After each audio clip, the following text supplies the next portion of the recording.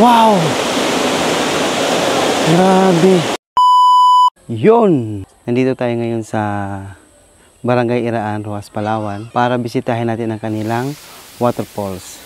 Balita ko kasi ito na yung pinaka mataas na falls dito sa Roxas eh. Kaya tingnan natin.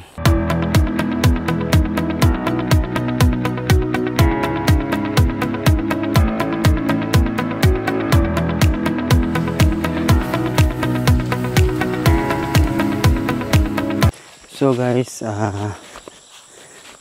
from Barangay Hall ay kaya pa naman motorin hanggang dito sa may bahay na to. So iniwan natin ang motor. Yun sa likod ko na yan. Diyan natin iniwan yung motor namin. Then from sa bahay na yan ay nalakad na tayo papunta sa waterfalls. Kaya tara, simulan natin ang paglalakad. Start tayo maglakad ng 8 ng umaga. So orasan natin kung ilang oras bago natin marating yung kanilang waterfalls.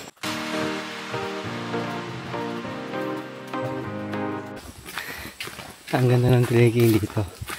Hindi siya mainit. Kasi nasa ilalim tayo ng kawa ng mga puno dumadaan.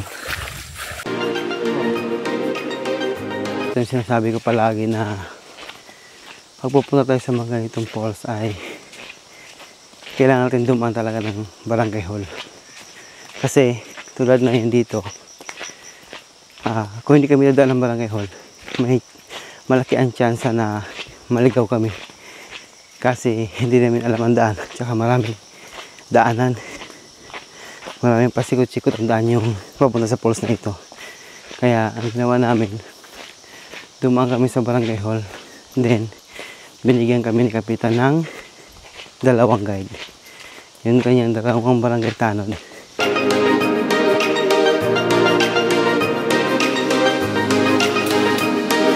Suot tayo.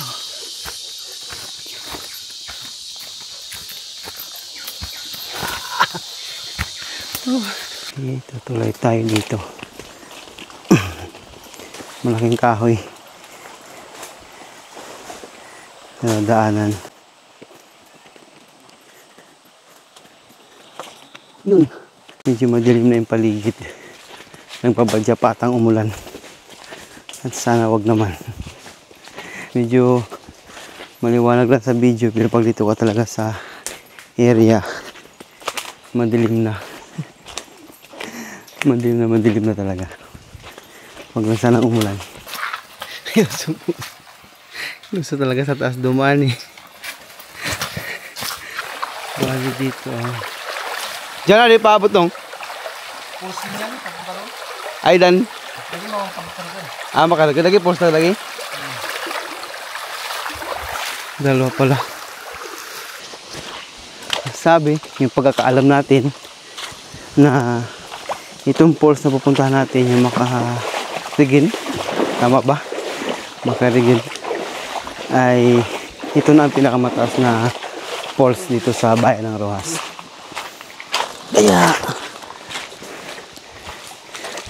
Kaya kailangan natin tingnan, kailangan natin puntahan kung totoo nga ang chismis na siya nga ang pinakamataas na waterfalls dito sa bayan ng Roxas.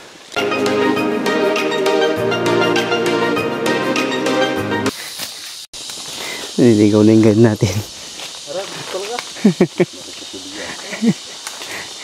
Tuloy ang ating lakad kahit na medyo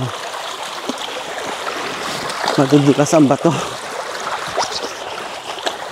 Nagkadulasan na yung mga bato. Muntik na tayo nadulas. Muntik na.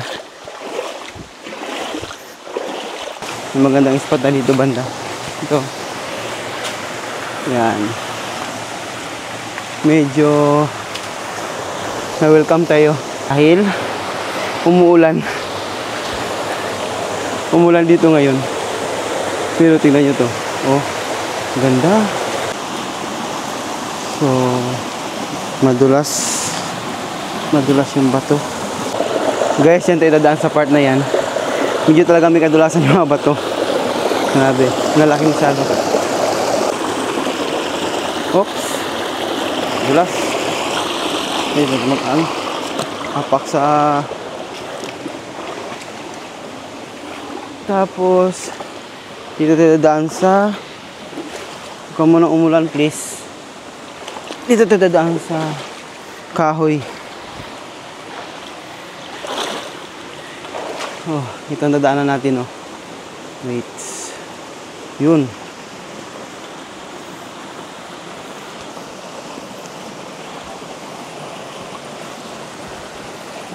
Yung walang imikan to. Baka madulas tayo dito, eh. Uy, yun na. Nakita na natin. Ito na. Nakita ko na yung falls. Medyo bigla tayong na-excite. Ayan, ito yung daanan. Dito sila dumaan sa tabi. Kaya dito rin tayo dadaan.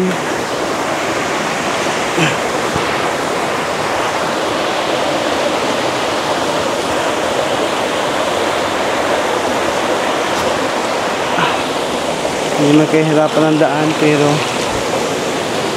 dito na tayo sa falls. Wow! Grabe. Dito pa lang to sa kinaroroonan ko, pero ayun, tingin sa taas. Taas pa. Ngayon pag nagmula ng tubig, oh. Grabe.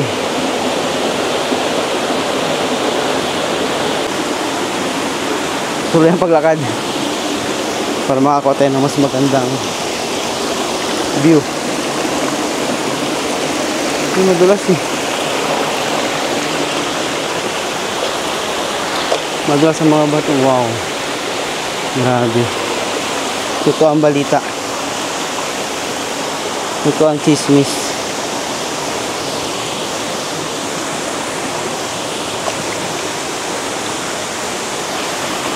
Yan ang pinakamataas na falls sa buong Roxas.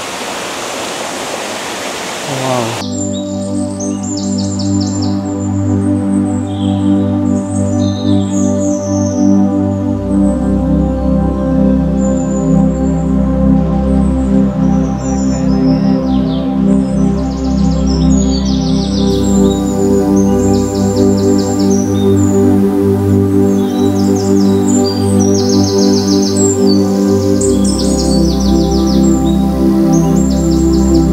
Tayo ngayon sa Macariguen Falls ng Barangay Iraan. Taas ito, sobra. Sa loob lang ng isang kalahating oras simula doon sa iniwanan natin ng motor, eh mararating nyo na to, itong falls na to.